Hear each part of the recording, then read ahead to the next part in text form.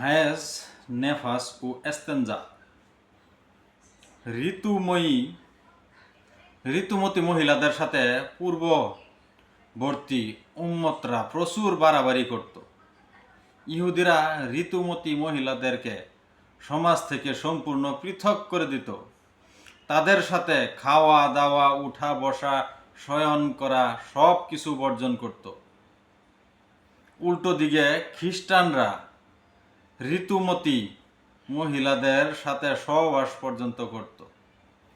ইসলাম এই দুইটো পন্থার মাঝে এক মধ্যম পন্থা আদেশ দিল যে ঋতুমতী মহিলাদের সাথে খাওয়া দাওয়া, উঠা বসা, শয়ন করা জায়েজ, কিন্তু সহবাস করা জায়েজ নয়।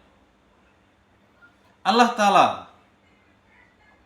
পাক কালামে ইরশাদ করেন, হে নবী, তোমার কাছে জিজ্ঞাসা করে হায়েজ ঋতু সম্পর্কে বলে দেও, এটা অশুচি, কাজেই তোমরা হায়েজ অবস্থায় স্ত্রী গমন থেকে বিরত থাকো, তখন পর্যন্ত তাদের নিকটবর্তী হবে না যতক্ষণ না তারা পবিত্র হয়ে যায়।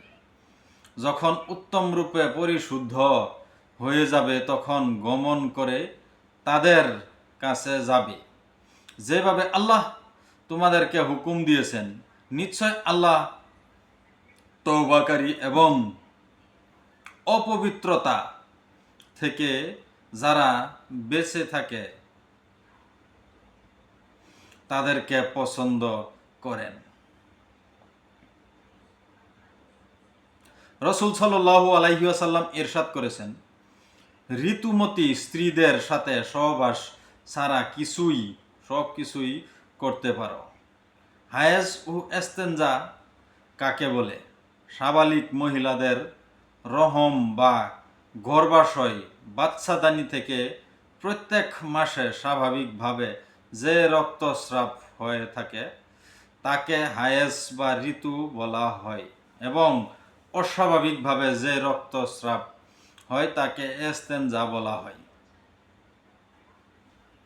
হায়েজ ন্যূনপক্ষে 3 দিন 3 রাত 72 ঘন্টা হয়। এর থেকে কম রক্তস্রাব হলে তাকে হায়েজ বলা হবে না, ইস্তেহাজা বলা হবে। সর্বাধিক 10 দিন 10 রাত 240 ঘন্টা হতে পারে।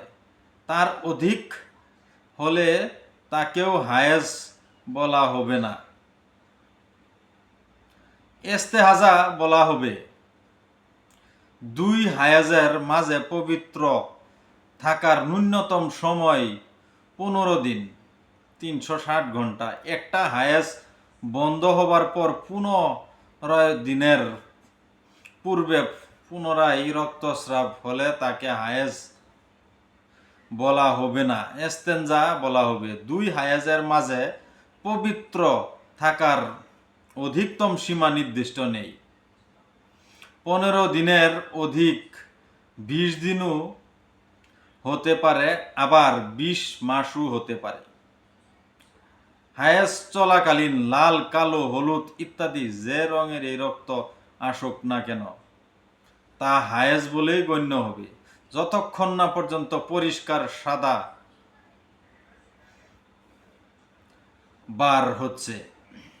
যদি কোনো মহিলার হায়েজ আসার কোনো নিম্ন নিয়ম থাকে, যেমন 5 দিন বা 7 দিন, কোনো 1 মাসে 2-4 দিন বেশি রক্তস্রাব হলো কিন্তু 10 দিন অতিক্রম করলো না, তাহলে সেটাই হায়েজ বলে গণ্য হবে। আর যদি 10 দিন অতিক্রম করে তাহলে পূর্বের নিয়মের দিনগুলো রক্তস্রাবকে হায়েজ এবং নিয়মের অতিরিক্ত রক্তস্রাবকে ইস্তেহাজা বলা হবে। অতএব উক্ত দিনের নামাজগুলো কাজা করতে হবে। যেমন কোনো এক মহিলার 5 দিন হায়েজ আসার নিয়ম ছিল, কোনো 1 মাসে 9 দিন হলো, তাহলে 9 দিনেই হায়েজ বলে গণ্য হবে। আর যদি 11 দিন হয় তাহলে তার 5 দিন হায়েজ এবং বাকি দিনগুলো ইস্তেহাজা ধরা হবে। এক মহিলা হায়েজ এর নির্দিষ্ট কোনো নিয়ম নেই।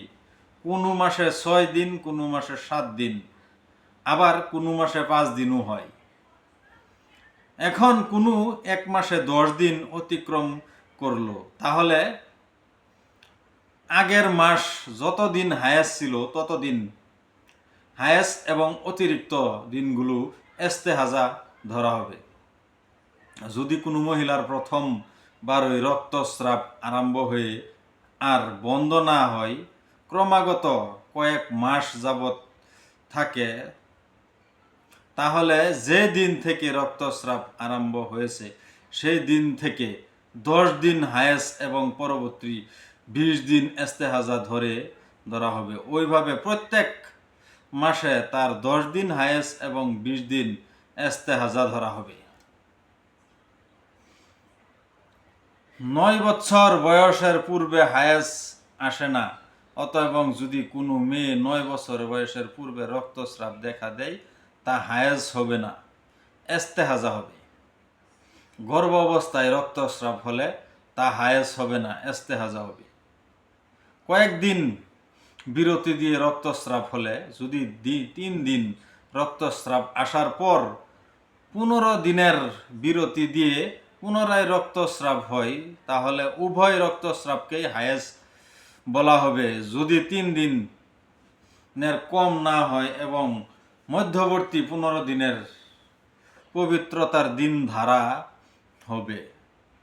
যদি 3 দিনের কম রক্তস্রাব হওয়ার পর 15 দিন বা তার অধিক বিরতি হয়, তারপর পুনরায় 3 দিনের কম রক্তস্রাব হয়, তাহলে মাঝের 15 দিন পবিত্রতার দিন ধরা হবে এবং আগে পরে যে 3 দিনের কম রক্তস্রাব হয়েছে তাকে হায়েজ নয়, ইস্তেহাজা ধরা হবে। যদি 3 দিনের বেশি রক্তস্রাব হয়, 15 দিনের কম বিরতি দিয়ে পুনরায় রক্তস্রাব শুরু হয়, তাহলে উপরোক্ত সব দিনগুলো রক্তস্রাব চালু ছিল বলে ধরা হবে।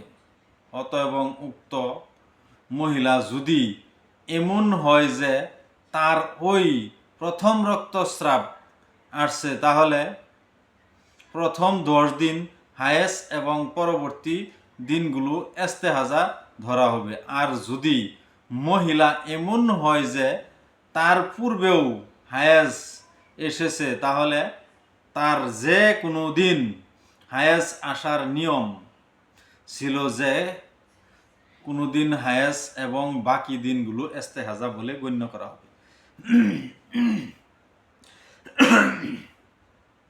ঔষধের দ্বারা হায়েজ বন্ধ করা। ঔষধের দ্বারা হায়েজ বন্ধ করে রাখলে রক্তস্রাব না আসা পর্যন্ত তাকে পবিত্র বলে গণ্য করা হবে। কিন্তু এমন করা যেহেতু স্বাস্থ্যের পক্ষে ক্ষতিকারক, তাই ভীষণ প্রয়োজন ছাড়া এমন করা ঠিক নয়।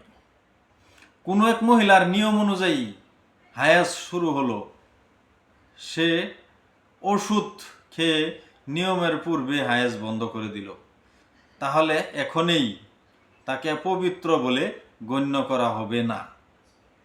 তার যতদিন হায়েজ আসার নিয়ম ছিল ততদিন তাকে নাপাক বলে গণ্য করা হবে। হায়েজ অবস্থার হুকুম। হায়েজ অবস্থায় নামাজ সম্পূর্ণ মাফ অথবা পরে কাজাও পড়তে হবে না। ফরজ নামাজ পড়া অবস্থায় হায়েজ এলে তখনই নামাজ ছেড়ে দিতে হবে, পরে সেই নামাজ কাজা পড়তে হবে না। নফল বা সুন্নত নামাজ পড়া অবস্থায় হায়েজ এলে তখনই নামাজ ছেড়ে দিতে হবে, কিন্তু পরে পাক অবস্থায় সেই নামাজটা কাজা পড়তে হবে।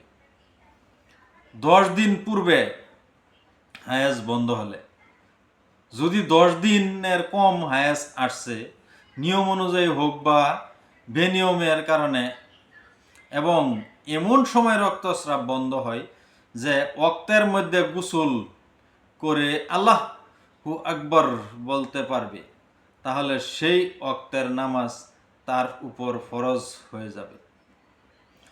এবং পরে উক্ত নামাজ কাজা পড়তে হবে। আর যদি এমন সময় রক্তস্রাব বন্ধ হয়ে যায়, গোসল করে ওয়াক্তের মধ্যে আল্লাহু আকবার বলা অসম্ভব, তাহলে উক্ত ওয়াক্তে নামাজ ফরজ হবে না।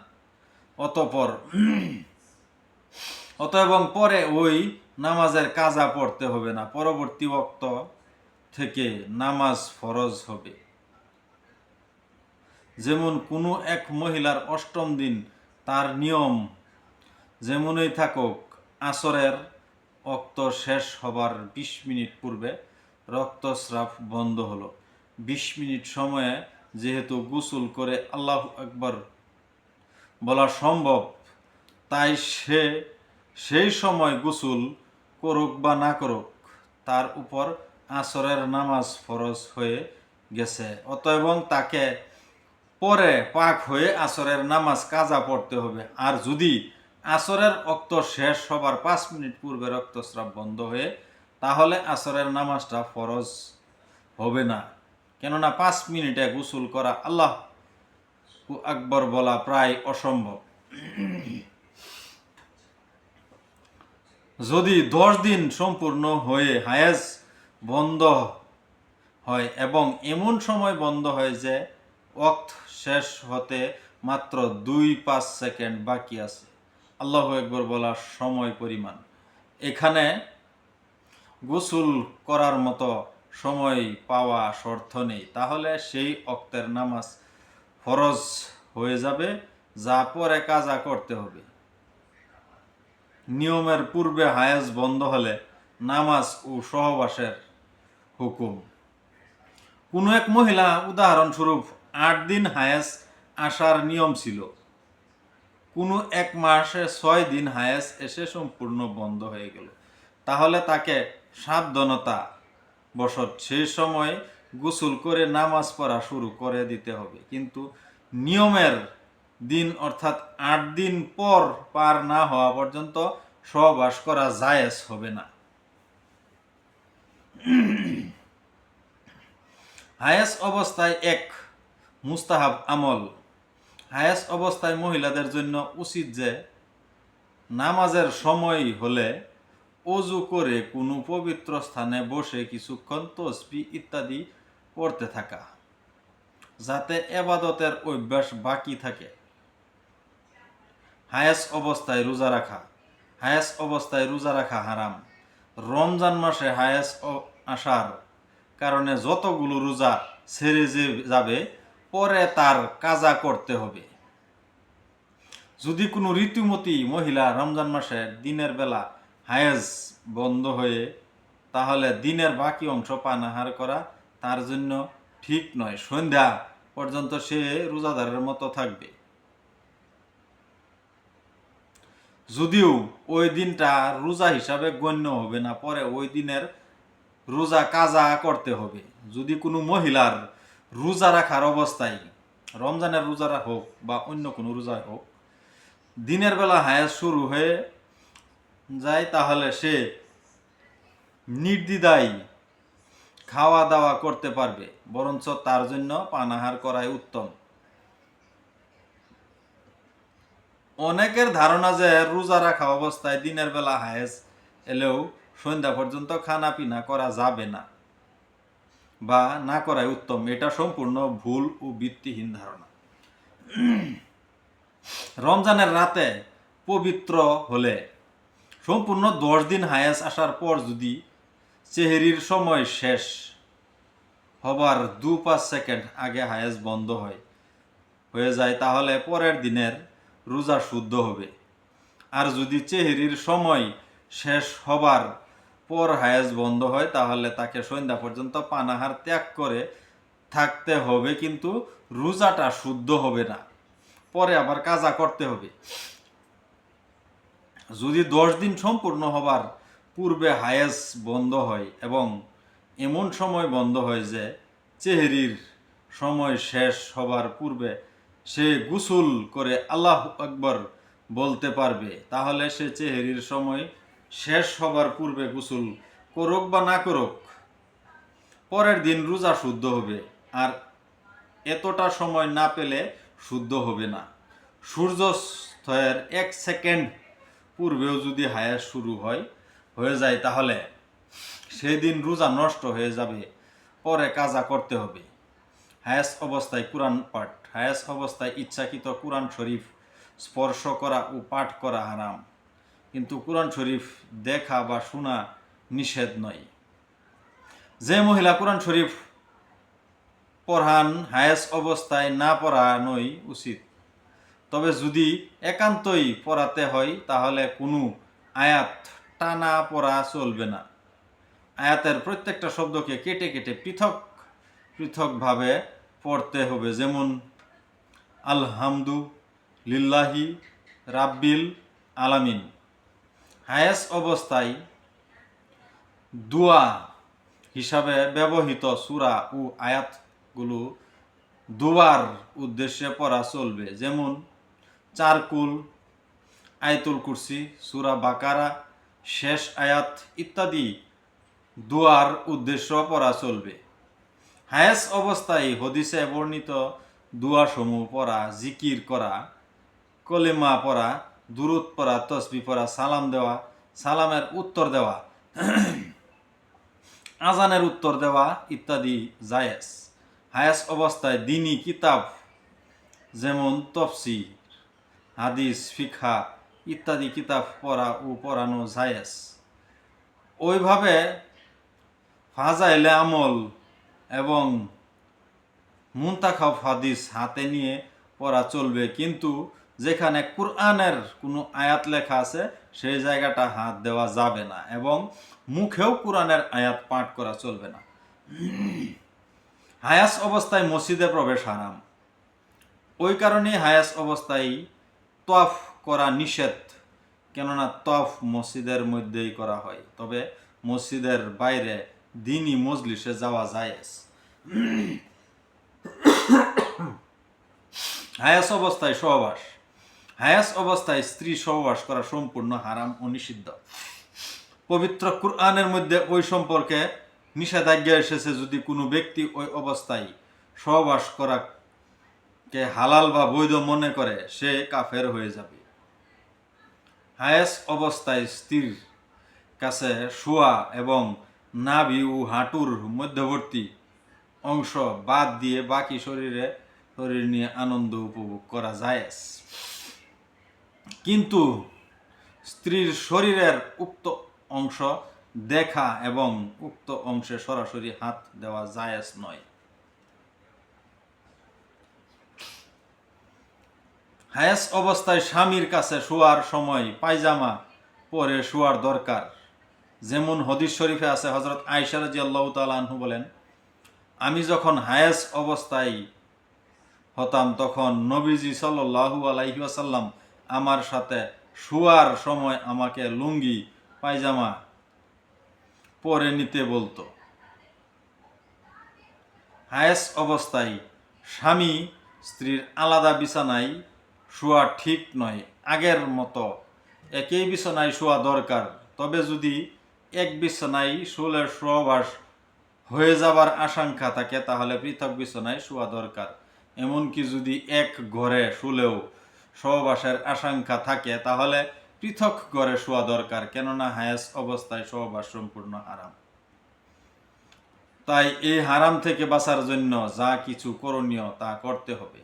আল্লাহ না করুক, যদি কোনো কারণবশত হায়াস অবস্থায় সহবাস হয়ে যায়, তাহলে উভয়ই ভীষণ গুনাহগার হবে। তাই এই গুনার ক্ষমার জন্য তাদেরকে অত্যন্ত অন্তর থেকে তওবা করতে হবে।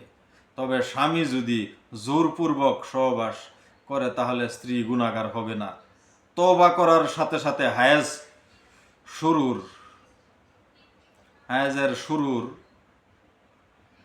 দিকে সহবাস করে থাকলে একদিন আর সোনা অথবা চাওয়া 4 গ্রাম সোনা বা তার মূল্য 1, হায়াজের শেষের দিকে সহবাস করে থাকলে অর্ধ দিনার সোনা, 2 গ্রাম 121 মিলিগ্রাম সোনা বা তার মূল্য দান করা উত্তম। যদি সম্পূর্ণ 10 দিন হয়ে হায়েজ বন্ধ হয় তাহলে গোসলের পূর্বেও সহবাস জায়েজ। কিন্তু গোসল করে সহবাস করা উত্তম। আর যদি 10 দিন সম্পূর্ণ হওয়ার পূর্বে নিয়ম অনুযায়ী হায়েজ বন্ধ হয় তাহলে গোসল না করেও সহবাস করা জায়েজ নয়। তবে হায়েজ বন্ধ হওয়ার পর যদি এতটা সময় অতিবাহিত হয় যে তার জিম্মায় একটা নামাজের কাজা ফরজ হয়ে যায় তাহলে গোসল না করলেও সহবাস জায়েজ হবে। নেফাজ মাসাইল, বাচ্চা প্রসবের পর যে রক্তস্রাব হয় তাকে নেফাজ বলে। নেফাজ অধিকতম 40 দিন হতে পারে, এ থেকে বেশি হলে ইস্তেনজা বলা হবে। নেফাজ কমপক্ষে কোনো সীমা নেই, প্রসবের পর সামান্য কিছুক্ষণ রক্ত আসার পর যদি বন্ধ হয়ে যায় সেটাকেও নেফাজ বলা হবে। আকাল প্রসবের পর রক্তস্রাব, যদি কোনো মহিলার গর্ভপাত হয়ে যায় বা গর্ভপাত করানো হয় তাহলে শিশুর বয়স 4 মাস বা অধিক হলে গর্ভপাতের পর যে রক্তস্রাব হবে তা নেফাজ বলে গণ্য হবে। যদি শিশুর বয়স 4 মাসের কম হলো গর্ভপাত পরে যে রক্তস্রাব হতো তা 3 দিনের বেশি 10 দিনের কম হলে হায়েজ বলে গণ্য হবে। যদি গর্ভপাতের পূর্বে সে কমপক্ষে 15 দিন পাক থেকে থাকে নতুবা ইস্তেহাজা হবে। উক্ত রক্তস্রাব 3 দিনের কম হলে বা 10 দিনের বেশি হলে অথবা গর্ভপাতের পূর্বে 15 দিনের পাক বা না থাকলে ইস্তেহাজা বলে গণ্য হবে।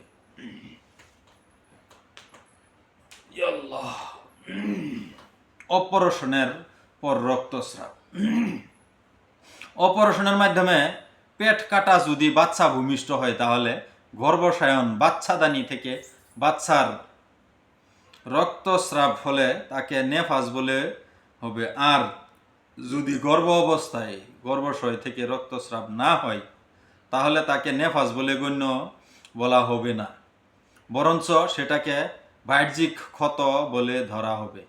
তবে সর্বাবস্থায় গোসল ফরজ হবে। প্রসবের পর রক্তস্রাব চলতেই থাকবে। বাচ্চা প্রসবের পর যদি রক্তস্রাব 40 দিন পরও চলতে থাকে তাহলে হায়েজ নেফাস ও পবিত্র থাকার ব্যাপারে যদি তার নিয়ম নির্দিষ্ট থাকে তাহলে সে নিয়ম অনুযায়ী আমল করবে। অর্থাৎ যতদিন নেফাস আসার নিয়ম ছিল ততদিন নেফাস ধরবে। অতঃপর যতদিন পবিত্র থাকার নিয়ম ছিল ততদিন পবিত্র অর্থাৎ ইস্তেহাজার ধরবে। তারপর যতদিন হায়েজ আসার নিয়ম ছিল ততদিন হায়েজ ধরবে। হায়েজ নেফাস উপবিত্র থাকার ব্যাপারে তার কোনো নিয়ম ছিল না, তাহলে 40 দিন নেফাস, পরের 20 দিন পবিত্র অর্থাৎ ইস্তেহাজা এবং পরবর্তী 10 দিন হায়েজ ধরা হবে। নেফাজের নিয়ম ছিল উদাহরণস্বরূপ 3 দিন, কিন্তু হায়েজ ও পবিত্র থাকার কোনো নিয়ম ছিল না, তাহলে নিয়মের কারণে 30 দিন নেফাজ, পরের 20 দিন পাক অর্থাৎ ইস্তেহাজা এবং পরবর্তী 10 দিন হায়েজ ধরা হবে। নেফাজের নিয়ম ছিল না কিন্তু পবিত্র থাকার ও হায়েজের নিয়ম ছিল, তাহলে 40 দিন নেফাজ ধরা হবে। অতঃপর নিয়ম অনুযায়ী পবিত্রতা ইস্তেহাজা ও হায়েজ ধরা হবে। নেফাসের সমূহ হুকুম, হায়েজ অবস্থায় যে 5টি বিষয় হারাম অর্থাৎ নামাজ পড়া, রোজা রাখা, মসজিদে প্রবেশ করা ও তওয়াফ করা, কুরআন শরীফ স্পর্শ করা ও পাঠ করা, সহবাস করা, নেফাস অবস্থায় ওই 5টি বিষয় হারাম। হায়েজের হুকুম শিরোনামা এই সমস্ত বিষয়ে যে বিবরণ লিপিবদ্ধ হয়েছে তা নেফাসের ক্ষেত্রেও প্রযোজ্য। হায়েজ নেফাস অথবা অবস্থায় মহিলারা বাড়ির সমস্ত কাজ ওইভাবেই করতে পারবে যেমন তারা পবিত্র অবস্থায় করে থাকে। হায়েজ নেফাস অবস্থায় মেহেদি লাগানো জায়েজ, পরে মেহেদি রং থেকে গেলেও পাক হওয়ার ক্ষেত্রে কোনো অসুবিধা হবে না। হায়েস নেফাস অবস্থায় পরিহিত কাপড় যদি কোনো নাপাকি বা না লাগে থাকে তা পাকেই থাকবে, নাপাক বলে গণ্য হবে না। হ্যাঁ, যদি নাপাকি লেগে যায় তাহলে নাপাকি দূর করে শুধুমাত্র ওই অংশটু ধুয়ে নিলেই তা পাক হয়ে যাবে, সম্পূর্ণ কাপড় ধোয়ার প্রয়োজন নাই। যেমন হাদিস শরীফে আছে, হযরত আয়েশা রাদিয়াল্লাহু তাআলা আনহু বলেন, হায়েস অবস্থায়ও আমি এবং নবীজি সাল্লাল্লাহু আলাইহি ওয়াসাল্লাম এক চাদরে শুতাম। চাদরের কোনো স্থানে কোনো নাপাকি লেগে গেলে শুধুমাত্র উক্ত নাপাক অংশটা ধুয়ে ওই চাদর গায়ে দিয়ে নবীজি সাল্লাল্লাহু আলাইহি ওয়াসাল্লাম নামাজ পড়তেন। অনেকের ধারণা হায়েজ নেফাজ অবস্থায় পরিহিত ও ব্যবহৃত সমস্ত কাপড় নাপাক হয়ে যায়, নাপাকি লাগুক বা না লাগুক। এটা সম্পূর্ণ ভুল ও ভিত্তিহীন ধারণা। হায়েজ নেফাস অবস্থায় মুরগি ইত্যাদি জবাই করাও জায়েজ। স্ত্রীর হায়েজ অবস্থা থাকলেও তার এটু খাবারও জায়েজ। ইস্তেহাজার হুকুম। মুস্তাহাজা অর্থাৎ যে মহিলা ইস্তেহাজা হচ্ছে, মাজুর ব্যক্তির হুকুম।